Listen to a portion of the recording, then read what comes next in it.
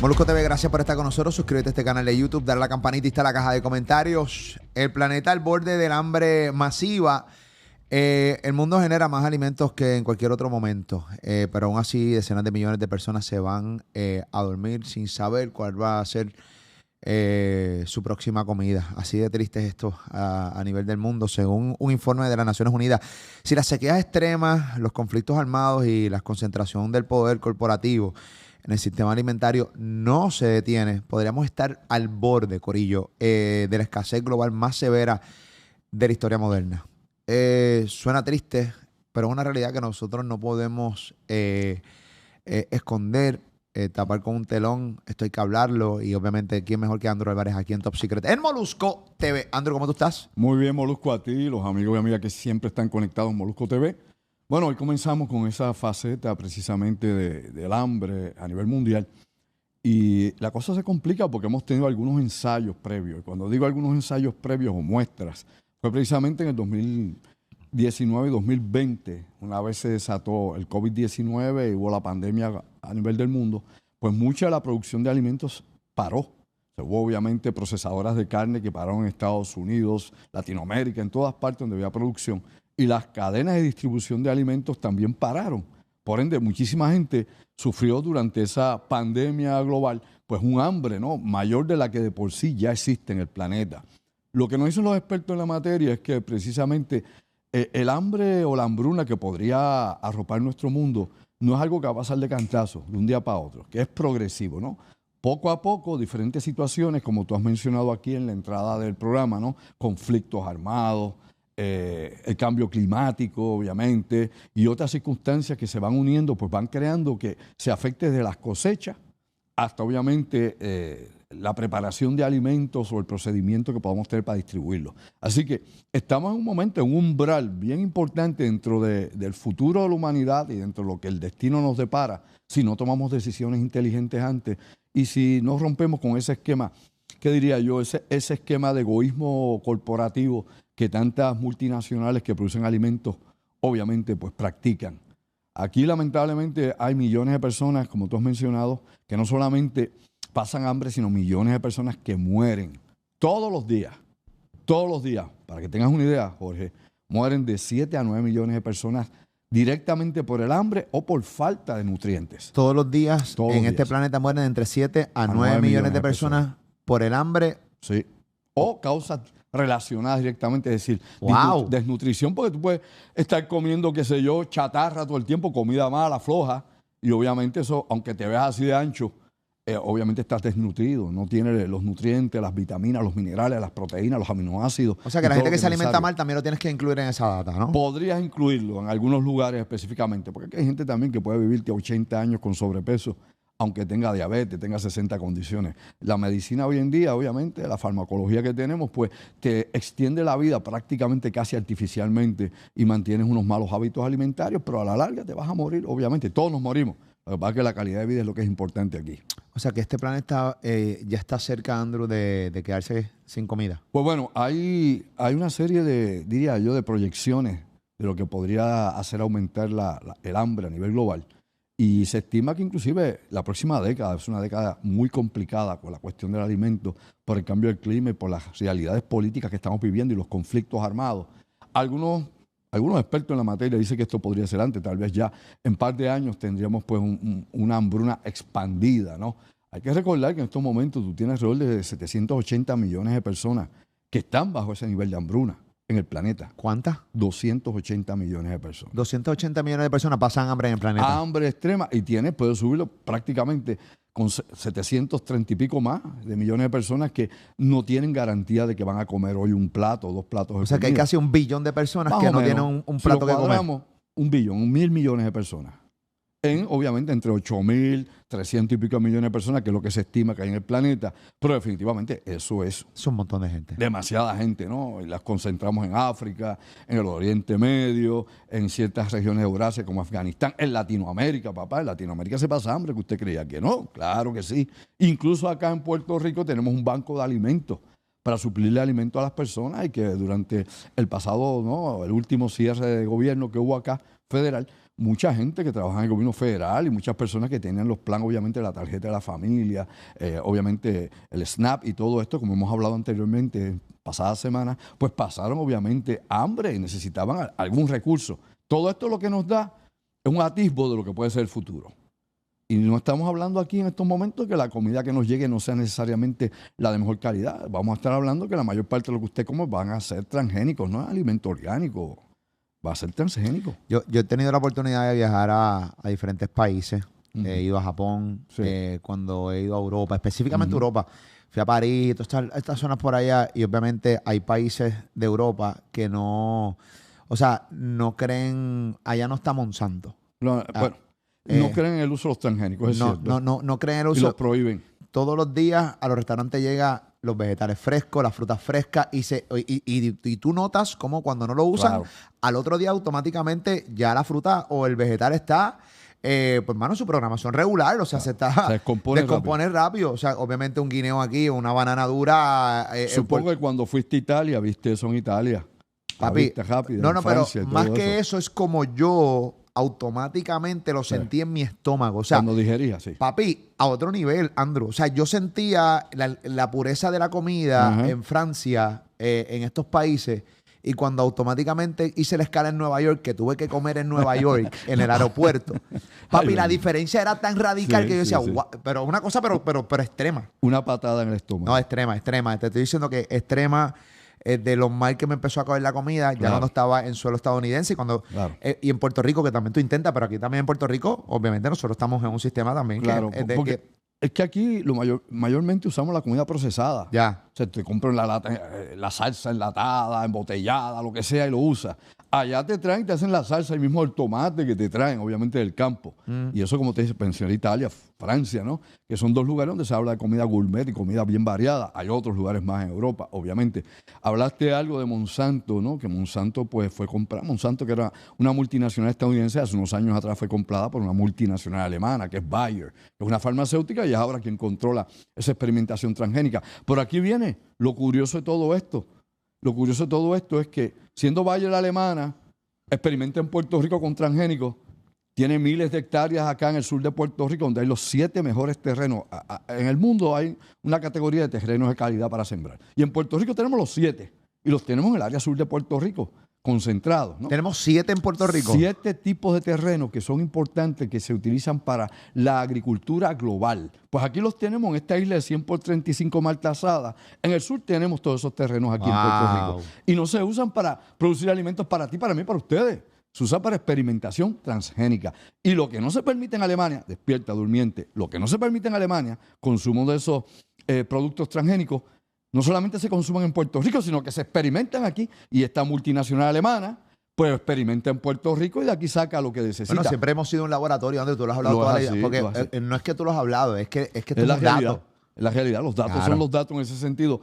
Claro, siempre hay que entender que para usar los datos hay que entender los datos, ¿no? Hay gente que no entiende los datos y tira algo por ahí y necesariamente no es eso. Es como tú interpretes esa información también, ¿verdad? Que sea acorde a lo que se quiere comunicar. Pero en este sentido, Puerto Rico, pues sí, es el laboratorio más grande de Estados Unidos a cielo abierto. Y aquí lo tenemos. Y de nuevo aquí la cuestión y la contradicción es que en Alemania no los puedes consumir.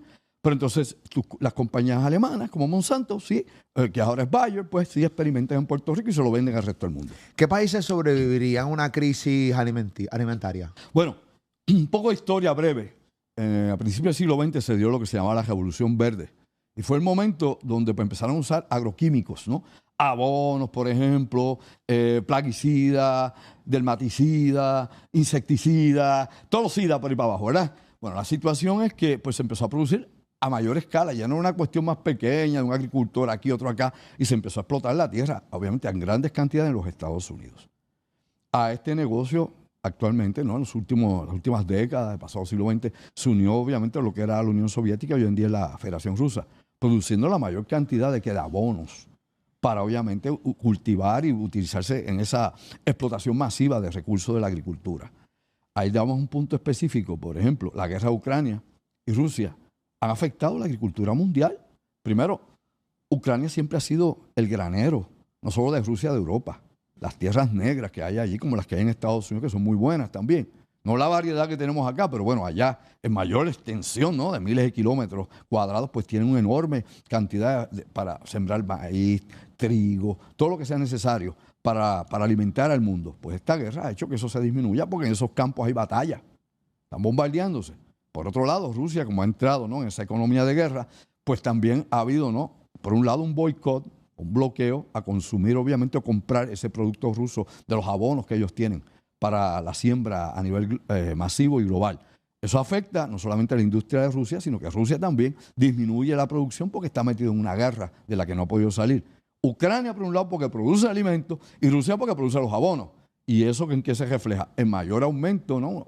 Diría yo, en una explosión obviamente económica a nivel mundial de productos de consumo, específicamente de alimentos, ¿no? Tiene entonces una inflación. Para producir alimentos cuesta más ahora. ¿Por qué? Oferta y demanda. La demanda exige abonos y otros productos químicos que no están disponibles o hay menos. Así que subió ese precio. Al agricultor le cuesta más, a las compañías obviamente agropecuarias les cuesta más. Así que tenemos un mundo donde la comida es más cara cada vez. Y si hay una situación económica o cualquier cosa, una guerra, un conflicto, esto obviamente aumenta desproporcionalmente.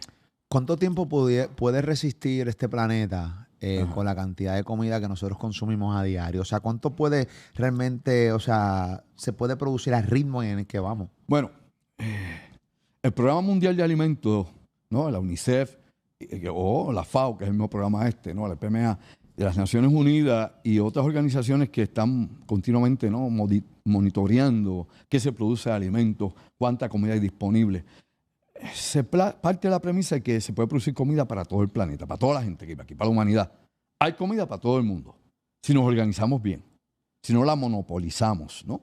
Si no nos quedamos, obviamente, unos mejor, otros peor. Bueno, ¿cómo está? Exacto. El problema, por ejemplo, que te puedo añadir en eso, es que hay 60 países en el mundo que tienen que concentrar su Producto Interno Bruto, ¿no?, su producción económica, en pagar deudas internacionales a otros países, ¿no?, que están endeudados. Y esos 60 países no le pueden dar calidad de vida a su gente, a su población, ni mejor alimento, ni mejor salud, servicios básicos no se los pueden dar porque todo el dinero se va por un lado a pagar deuda y por otro lado por la corrupción, obvio, ¿no?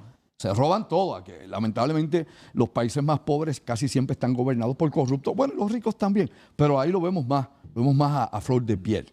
Yo te diría que al ritmo que vamos, definitivamente el hambre va a expandirse, ¿no? Es una ola expansiva y nos va a alcanzar mucho más.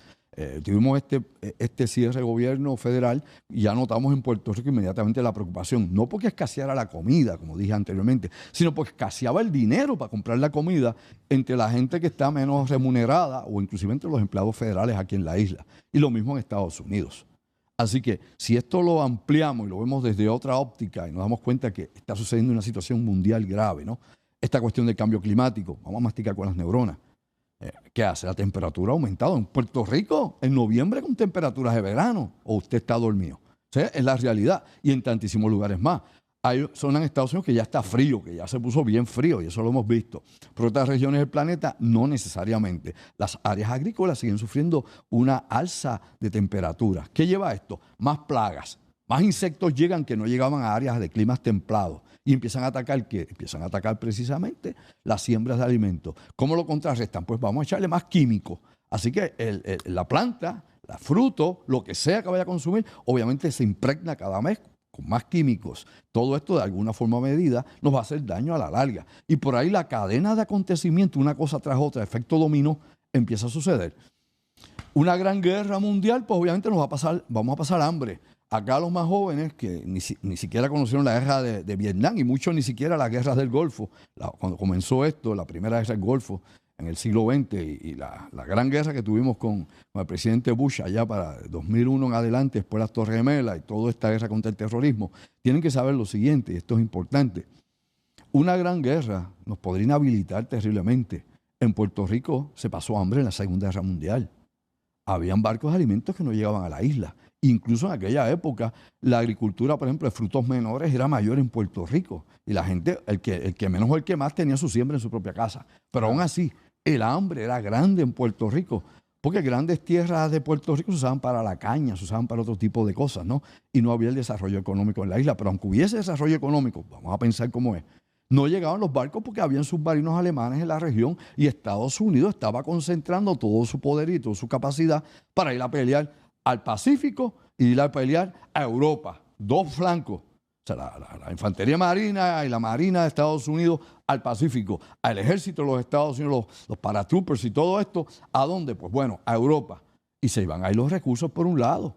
Y había que salvaguardar, obviamente, el territorio nacional. O sea, la nación como tal, continental. Y nosotros pues acá estábamos en una isla, lejos de la producción de Estados Unidos y lo que llegara. Aquí la gente pasó hambre, si no lo sabía, busqué la historia. Y eso es lo que nos da como diría yo, una visión del futuro, ¿no? Un atisbo al futuro, de que en caso que hubiera un problema, pudiera ser regional peligroso o global, en Puerto Rico en algún momento la comida va a dejar de llegar. Y tú lo has dicho, yo lo he dicho Tutti Limundi, es más, es Vox Populi, de que aquí se llega más del 85% de la comida, viene por barco, por barcaza, no viene por tren, porque no hay tren que pase por arriba del mar. Y por aviones, bueno, ahora mismo hay problemas para llevar carga por aviones. Imagínese usted un conflicto. Sí, no sé, es terrible. Nosotros, y lo peor del caso es que nosotros hemos, la historia nuestra nos ha llevado a darnos primera, segunda, tercera y hasta cuarta y quinta llamada. Y aquí en Puerto Rico no se hace absolutamente nada. El delay. No, hay un delay. Aquí lamentablemente el puertorriqueño, nosotros los boricos aprendemos a fuerza de macetazo limpio, a fuerza de cuando vivimos la crisis. Cuando la crisis nos llega a nuestra casa, ahí es que realmente le hacemos caso, ahí es que nos asusta. Exacto. Pero a sabiendas, nosotros tenemos primera, segunda, tercera llamada, tenemos tiempo para poder realmente prepararnos. El gobierno tiene también la responsabilidad también de culturalmente hablando, tratar de inculcarle a las nuevas generaciones que realmente, aunque hay unas nuevas generaciones, déjame decirte, los chamaquitos que están bien prendidos y que están sembrando y que tienen tienen sus terrenos, tienen sus fincas y están bien ready. Hay una generación preocupada por eso, que se está levantando. No, o sea, yo ya dejé la mierda de estar generalizando todo el tiempo. No puede. Hay un grupo grande de puertorriqueños chamacos que le están metiendo, la están partiendo. Pero debe multiplicarse mucho más. Claro que sí. Hay una nueva generación de agricultores puertorriqueños. Yo he conocido muchos de ellos. Algunos han sido estudiantes míos en la universidad. Y actualmente tienen algunos en cooperativas y otros sus propias fincas, sus propios negocios. Algunos trabajando con, obviamente, producción orgánica de alimentos, ¿no? Tratando de hacerlo lo mejor posible. Hay programas como permacultura, ¿no? Que definitivamente abriría un amplio abanico de posibilidades a los jóvenes que quieren hacer agricultura. Agricultura hoy en día no es cuestión de coger un asado y un pico y una pala y ponerme ahí, ¿verdad? Romperme el lomo o un machete. No. Hay tecnología que no tiene que ser obviamente invasiva, química. Hay tecnología mecánica, hay muchísimas cosas para organizar, obviamente, buena producción de alimentos y no necesariamente usted necesita 20 cuerdas de terreno. Eso es un mito. Hay muchas formas de producir en poco espacio. Pero bueno, se lo dejo a asignación para que la gente vaya buscando el que le interese este campo, definitivamente, porque todo el mundo come. No todo el mundo bebe licor. Y los que beben alcohol son ricos. Digo, conozco grandes empresas, obviamente aquí en Puerto Rico, y el que tiene, obviamente, el liquor store La Paz nunca va a tener falta de clientes, pero todo el mundo come. Todo, el que bebe y el que no bebe. Así que la comida es la primera necesidad junto con el agua. ¿Ves? El agua, sin agua no hay vida, pero sin comida nos morimos. Por ende, es una zona en que estamos obviamente débiles en Puerto Rico, porque si seguimos importando comida, y de hecho, déjame decirte, aunque nosotros importamos comida, también exportamos comida. De aquí de Puerto Rico salen, por ejemplo, enormes cantidades de mango para Europa. Y el mango en Europa y otras regiones del mundo es bien caro. Vale, mi hermano, a veces yo he visto mango a $25 y cosas así, en viajes que yo he hecho. Y yo, ¿pero qué es esto? Si lo cojo yo en el patio de mi abuela. Muchachos, se pierden. Claro. En un montón de patios aquí en PR. Sí, de especies y de hierbas que se venden en Puerto Rico, desde aromáticas hasta para condimentos. Hay gente que se dedica a eso únicamente, de recao y todas esas cosas. Hombre, hay gente que le saca todo eso, no solo para uso local, sino para obviamente exportarlo. Pero eso es un futuro. Y es un futuro que tenemos que enfrentar. Como tú has mencionado, Jorge, estás totalmente correcto. En Puerto Rico todos somos como reactivos. Pasan las cosas para activarnos. Mi hermano, si usted espera, y el ejemplo típico es el del huracán, o el ejemplo que usted esté en la playa, espera que venga la ola después que tembló, para entonces correr, para huir del tsunami, se lo llevó tío Pateco o tío Peluca. Tú definitivamente tienes que ser proactivo. Y mencionaste el gobierno. El gobierno ahora mismo, su programa para emergencias, ¿cuál es? En caso de una hecatombe en la isla. Busque cuántos fondos tenemos. Ya nos dijeron los federicos, ¿no? Los federales, de que obviamente lo dijo el presidente Trump. FEMA, ¿qué es FEMA? Eso cambió ahora, ¿no? Y tenemos obviamente una serie de nuevas regulaciones que no lo va a hacer muy fácil todavía. Hay fondos aquí que se nos asignaron que todos sabemos al día de hoy que podrían ser reasignados por Washington por no usarse a tiempo. Y eso es la verdad, no lo engañen, no sean canallas con el pueblo.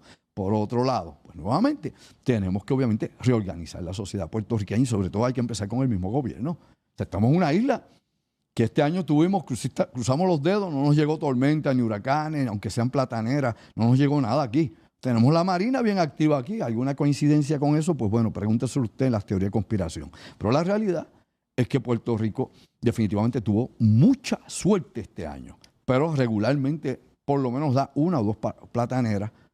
Cada 10 años se asume que nos va a dar un huracán grande. Que no es pelusa siempre una Claro, platanera. y definitivamente, como la condición de la infraestructura eléctrica de Puerto Rico, porque sin electricidad, sepa usted, sin electricidad no hay desarrollo económico ninguno. No es posible, no va a volver obviamente a la época de los taínos. O sea, la realidad es que energía, si no hay energía, no hay infraestructura, no hay nuevas inversiones. Tú no puedes tratar de inventar y decirle a la gente que va a venir un montón de empresas cuando la electricidad aquí no está garantizada. Y el agua, ¿qué ha pasado con el agua? Pues ya sabemos, el agua también falla junto con la electricidad. Y sin una cosa y sin la otra, no hay posibilidad alguna de nuevas inversiones y desarrollo económico en la isla de Puerto Rico. Hay que hablar a calzón quitado y decir las cosas como son. El planeta al borde del hambre masiva, eso es lo que estamos hablando, ese es el tema de hoy. Comparte contenido, dale me gusta y está en la caja de comentarios con Andrew Álvarez Top Secret. Ok, hablas del agua. Sí. ¿Qué pasaría si el agua escasea específicamente para los cultivos? Porque hemos hablado ya infinidad de veces que también el agua está pasando un momento terrible. Crítico. Y específicamente porque hay un montón de compañías que pues, ven el agua como un negocio y la cantidad de agua que están utilizando para las botellitas de agua. O sea, uno no lo ve. Recuerda que tú en tu casa tú ves las cajas de agua llegando, pero esa agua la sacan de algún lado, ¿entiendes? Y evidentemente el negocio del agua hoy es mucho más grande que la misma gasolina y el petróleo. Claro. Una botellita de agua vale mucho más caro que echar gasolina. Una botellita así de agua que te costaba en la calle $1, ¿verdad? En la luz, y te la venden, como hemos hablado, en las actividades en $5, actividades por ahí en coliseos y canchas. Oye, vale obviamente la proporción. 12 onzas de gasolina premium es más barato que 12 onzas de agua. O sea, y ahí nos damos cuenta, obviamente, dónde viene la gasolina, obviamente el oro negro y todo el proceso. Pero, de nuevo, Jorge, hay compañías que sí han querido controlar el agua a nivel global, ¿no? Tú tienes Nestlé, que es alemana. Obviamente Nestlé, al igual que Coca-Cola, que es estadounidense, han estado comprando la mayor cantidad de acuíferos que puedan en el mundo. ¿Para qué? Las mejores aguas que puedan localizar para entonces tener su producción de agua y venderla embotellada. Y poder también tener agua para sus procesos. Sea esto hacer más chocolate, sea esto hacer más Coca-Cola o hacer cualquier Sprite o lo que sea que ellos vayan a usar, cualquiera de las compañías, ¿no? Así que hay obviamente una lucha por controlar el agua. Y los CEO de estas corporaciones, ¿qué nos han dicho? Bueno, los CEO de estas corporaciones dicen que el agua es un recurso rentable y que la gente no debe tener derecho gratis al agua, que usted debe pagar por el agua. Bueno, y la realidad actualmente es que usted para beber agua más o menos de calidad paga para poderla beber. Para usted poder utilizar agua potable en su casa, tiene que pagar el acueducto alcantarillado. Incluso si usted tiene un pozo, también tiene que pagar porque se le pone un contador al pozo, no sé que esté por la izquierda, ¿verdad? Pero todas estas cosas es la realidad que vive el mundo. Y si carecemos de agua, se nos mueren las cosechas. Es ahí entonces donde entran estas compañías transgénicas creando productos, creando plantas, ¿no? Frankenstein realmente, para que puedan ser resistentes a la sequía. No te preocupes, no llueve, esta planta ha sido modificada genéticamente para resistir la poca agua. De hecho, arroz que se siembra en áreas secas, ni siquiera ya en los pantanos del sudeste asiático. Así que el mundo sigue cambiando. Ahora, la calidad que usted vaya a consumir o que usted va, obviamente, a utilizar, allá que Dios reparta suerte. La culpa de esta posible escasez de comida, la culpa del gobierno, las corporaciones, de nosotros los consumidores. Todo el mercado. O sea, esto es un mercado capitalista, esto es un mercado, obviamente, de propiedad privada, esto es un mercado abierto a nivel internacional, libre competencia. Nadie lo quiere cambiar, lo sabe, ¿verdad? No, nadie lo quiere cambiar. Los rusos no quieren cambiar ese mercado y China menos. Usted creyó que sí, hombre, ¿no? Todo esto es el mercado internacional, es el comercio internacional, es la globalización y aunque tiene defectos y virtudes, la realidad es que cómo se mueve la economía del mundo. Tratar de hacer un nuevo orden económico que cambie todo eso sería la devastación total, vamos a entenderlo desde ahora. y conllevaría obviamente una guerra global sin límites. ¿Y qué va a salir de esa guerra global? Pues nadie sabe, lo había dicho Einstein, ¿no? Albert Einstein había dicho una vez, ¿verdad? Que siempre lo citan, de que la Tercera Guerra Mundial probablemente sea una guerra nuclear, pero que la cuarta sería a palos y a pedradas si es que quedaba alguien, porque no iba a quedar civilización. Así que estamos en ese punto neurálgico, en esa borde, en esa línea roja, que cualquier cosa puede cambiar el equilibrio mundial. Y de nuevo, no es para meterle miedo a la gente, al bobo, ¿verdad? Desorientado. No es para que la gente se corte las venas y entre en pánico. Es un shock de la realidad. Y el shock de la realidad está ahí para que usted no ande distraído y vea, mira, papi, el mundo tiene problemas desde siempre, desde el día uno. Pero los problemas de ahora son mayores porque ahora están distribuidos por todo el bendito planeta. O sea, ya el problema no es que pase hambre Somalia, ya el problema no es que Bangladesh siga con hambre, siempre ha habido hambre ahí. Otras regiones del mundo que identificamos con la hambruna, o Afganistán, que actualmente está en una hambruna descomunal, sino que ahora esto se propaga por el planeta como una plaga, ¿no? Como una peste. Y ante esa situación, pues tenemos que ver qué vamos a hacer. ¿Cómo vamos a responder a esto? Si vamos a tener que cambiar de la comida que pudiera ser nutritiva para comernos ahora el veneno que nos va a matar poco a poco o más rápido, que va a crear degeneración en nuestro cuerpo, tal vez afecte el genoma humano, el ADN, todo eso está en discusión, no se sabe. Oye, no se sabe. Todo eso sigue en discusión e investigación. Pero ven acá, ¿existe la posibilidad de que hayan corporaciones que provoquen este tipo de escasez, este tipo de escasez global a propósito? Bueno, sí, obviamente, para subir los precios. Por eso te había hablado aquí hace mucho tiempo, si hacemos memoria, de cómo se botaban, por ejemplo, cientos de toneladas de papa, de maíz y otros productos que eran excedentes de la agricultura en Estados Unidos. Y fíjate también, hablando de hambruna, la mayor parte de los países desarrollados, en Occidente, inclusive en Asia, Japón, por darte un ejemplo, cualquier otra, tú ves la cantidad de basura que se bota, que es comida, que es comestible todavía, que sobra en los restaurantes.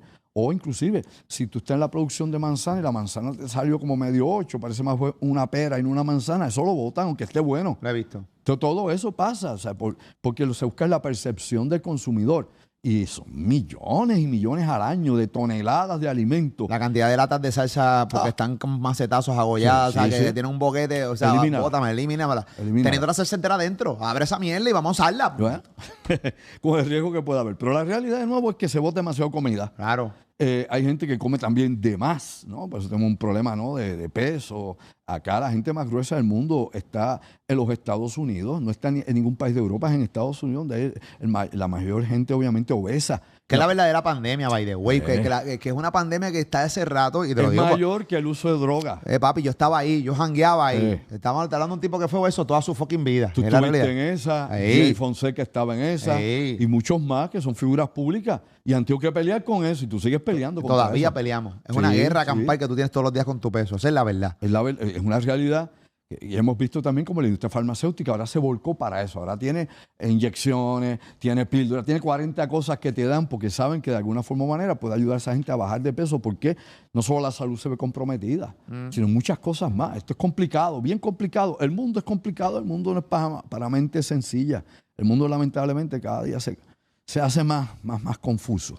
A mí me costaría ver una guerra por comida y no por petróleo. O sea, me cuesta como quiera ver una guerra por Bueno, petróleo. pues A mí me cuesta ver una guerra en sí, me cuesta. Oye, hay guerras por comida, hermano.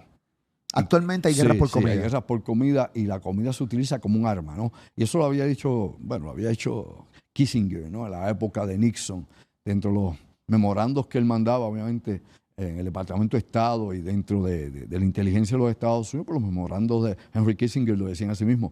Tú controlas comida, controlas los pueblos. Tú controlas, obviamente, la energía, controlas las naciones. Y obviamente con comida decidimos quién come y quién no come. Todo eso está escrito, eso es histórico. Y es una estrategia que se utiliza actualmente todavía. Y hay países donde tú rompes el flujo de comida, ¿no? Y donde tú haces que los warlords, que son los tipos que mandan en muchos de estos países subdesarrollados, pues obviamente controlan la comida. Y te llega, por ejemplo, ayuda de diferentes partes del mundo, de la Cruz Roja, de la Media Luna Roja, o de la UNICEF, o de quien sea, y ellos controlan la comida a la fuerza, como ha pasado en Gaza, donde asaltan también convoys de comida. Te das cuenta que de esa manera tú manipulas a la gente, la mantienes bajo terror, bajo miedo y pasando hambre. El hambre es un arma. Y lamentablemente a estas alturas del siglo XXI sigue siendo un arma. Dependemos de tantas cosas que están fuera de mi alcance, de tu alcance, del tuyo, de todos. Andrew Álvarez, estamos viendo los signos del fin de la abundancia. Bueno, todavía yo he oído profetas del fin del mundo de todas clases hablar de todo tipo de cosas, ¿verdad?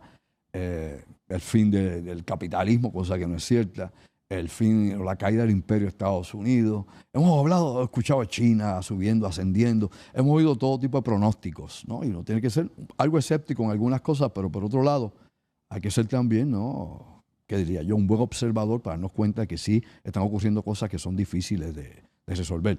La abundancia es un tema que el pobre no conoce. Solo conoce el que siempre ha vivido en ella. El que no conoce la abundancia, pues obviamente, tal vez dicen algunos, pues como no la conoce, no la extraña. Pero definitivamente sí, lo que sí se extraña es tratar de comer algo, un buche de comida hoy, o beber un buche de agua. Y yo le digo a la gente, mira, por ejemplo, tú viajaste a países que son países ricos, son parte del G7, países ricos. Yo a veces le digo a la gente, baje a los países donde no hay nada. El problema es que el turismo allí es peligroso porque te pueden secuestrar, hay guerras civiles, hay un sinnúmero de problemas. Si uno bajar allá abajo, a no ser que sea de los cuerpos de paz o voluntarios de alguna de estas ONG, de estas organizaciones no gubernamentales que dan ayuda, pues tú vas hasta allá de la Cruz Roja y tú ves que los vuelan, a cada rato los vuelan con una bomba o hay enfrentamiento militar y esa gente también es de los que mueren. Y van a ayudar y eso no lo salva. Pero yo le digo a la gente, ve a estos lugares, ve a esos niños que son pellejo y hueso. Nuevamente, como te dije hace un ratito atrás, diariamente cerca de 8,000 a 9,000 niños mueren de hambre. Cada 10 segundos muere un niño. Oiga bien, verifica los números. Cada 10 segundos muere un niño de hambre en este planeta. Y yo doy gracias a Dios a que los hijos nuestros y nuestros nietos no están pasando eso. Y que uno pues trabaja y se mantiene activo en este sistema. Que yo obviamente si estuviera viviendo ahora en el Congo, en Niger, en Nigeria, la República Centroafricana, no podría hacer nada por mis hijos si vivieran ellos mis nietos. Porque las condiciones de vida son prácticamente imposibles. Y nosotros no tenemos la capacidad de vivir en ese sistema, de adaptarnos allí. No vamos a durar mucho, poco tiempito allí. Así que el mundo, de nuevo, es más grande de lo que usted se imagina. Y los problemas están ahí. Y lamentablemente, y lo he dicho antes y lo vuelvo a repetir después de muchos años decirlo, para que yo tenga zapatos, usted tenga zapatos, yo tenga ropa, tú también, y tú comas algo, hay otros más que no comen nada ni tienen que ponerse. Y no son 2 o 3. Son millones, cientos de millones de personas. Cientos y cientos de millones de personas. ¿Qué tan egoísta es este mundo? Bueno, esto es un mundo de mentiras, por tanto es un mundo egoísta, es un mundo de envidia. Hay cosas hermosas en el mundo, definitivamente. Muy poca gente realmente tiene la capacidad de poder ver esas cosas hermosas, inclusive en lo que parece feo. Es relativo, ¿no?, al ojo del observador. Pero yo he visto gente que vive en la misma naturaleza y ven la belleza en todas las cosas del día. Ven las cosas buenas. Nosotros acá, pues, a través de los medios, pues nos enteramos de las cosas malas y negativas todo el día, todos los días. Un ejemplo típico, y aquí, aunque parezca que me salgo de foco, no me salgo. Por ejemplo, aquí Puerto Rico. A Puerto Rico nos mienten tan descaradamente que la gente no se pregunta nunca el porqué del porqué. Nos dicen todos los años que hay menos asesinatos que el año pasado. Y yo invito por este medio desde ahora, empieza a hacer el conteo desde ahora, olvídese el resto del año. Uno ve las noticias diarias, los reportes diarios, el mínimo de muertos diarios en Puerto Rico, mínimo, es 3 muertos por día en el 2025. Me desmienta el que quiera, meta mano y vamos a ver. Que no invente estadísticas ni las manipule para que engañe al pueblo. Sí, señor. Y si yo multiplico los días del año por 3 muertos diarios, ¿cuántos muertos tú crees que me van a dar? ¿No? Los 365 días del año multiplicado por 3 superan los 1.500, 1.600 muertos o más. Pero entonces me dicen, no, que tenemos, que el año pasado no llegamos ni a 400, que este año tenemos menos, pero eso no es lo que yo veo todos los días. Te digo eso porque de esa misma manera se manipula la opinión pública, porque la percepción que tiene la gente es la que se le da en los medios de comunicación y la política misma es percepción. De esa manera también lo hacen creer usted que vive en un mundo total y completamente diferente al que usted perjura y jura que vive. Y vive una mentira. Por eso este es un mundo de mentiras. Continuamente. La desinformación está ahí. La distracción está ahí. Nadie cae en cuenta de lo que realmente ocurre. Como dije hace un rato, el shock de la realidad está ahí. Hay que despertar al durmiente. Y mientras esto suceda, pues nadie se agrupa, Jorge, para resolver los problemas. Nadie se preocupa realmente para los problemas. Y recuerde usted este pequeño axioma. Un pueblo con salud mental comprometida, donde tiene cientos y cientos de miles, cientos y cientos de miles en esta isla de personas diagnosticadas con problemas mentales, donde tienes cientos de miles también de adictos y alcohólicos en el país, un pueblo enfermo a ese nivel y con una enorme distracción mediática, es un pueblo que no conspira, es un pueblo que es controlado. Y esa fórmula se usa en todo el bendito planeta por todos los que tienen control o poder de los medios de producción y de los modos de producción.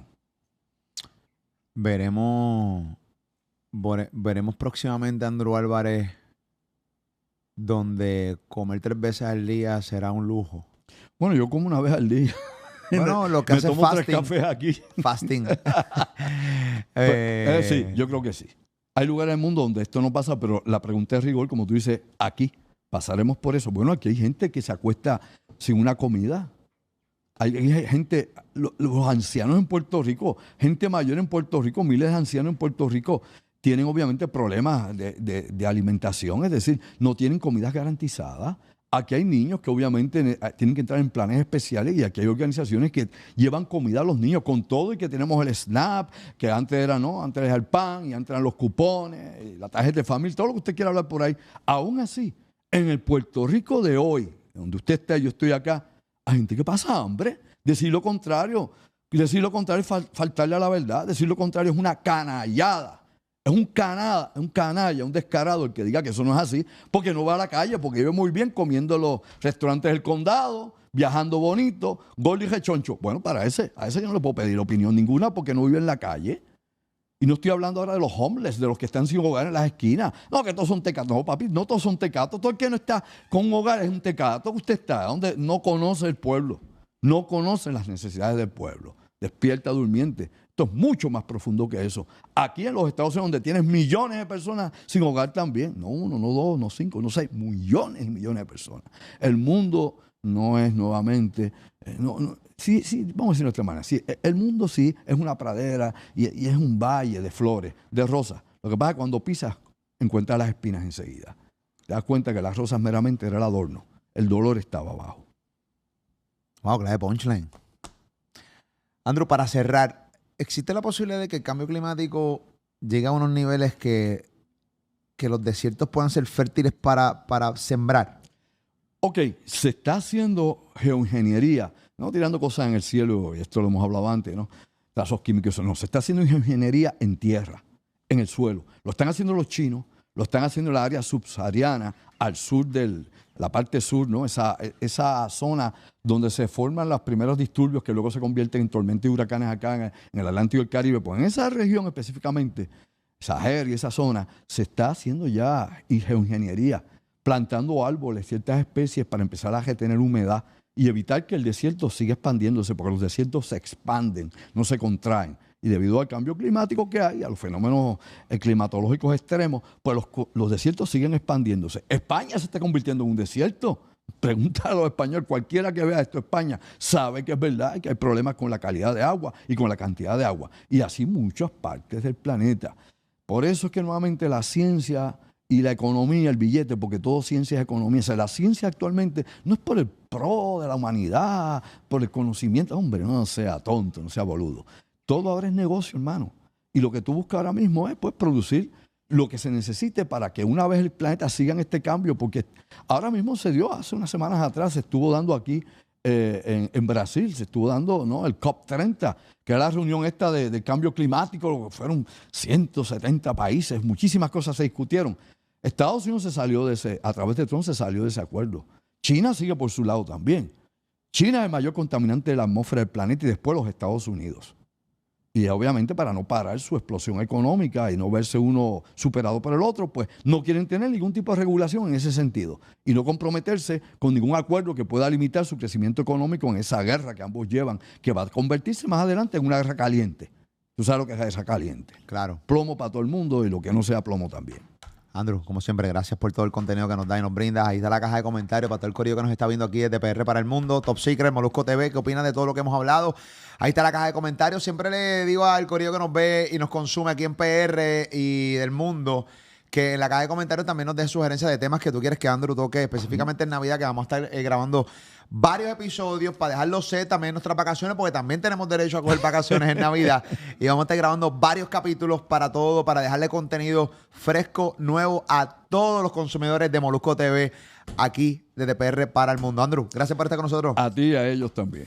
Andrew Álvarez, puedes seguirlo en sus plataformas digitales. Andrew Álvarez Chardón, página oficial, en Facebook. Andrew Álvarez Chardón aquí en YouTube. Esa es la que hay, ya tú sabes. También te suscribes a su canal de YouTube, le das a la campanita y también consumes su contenido. A ti, gracias por siempre estar con nosotros aquí en Molusco TV.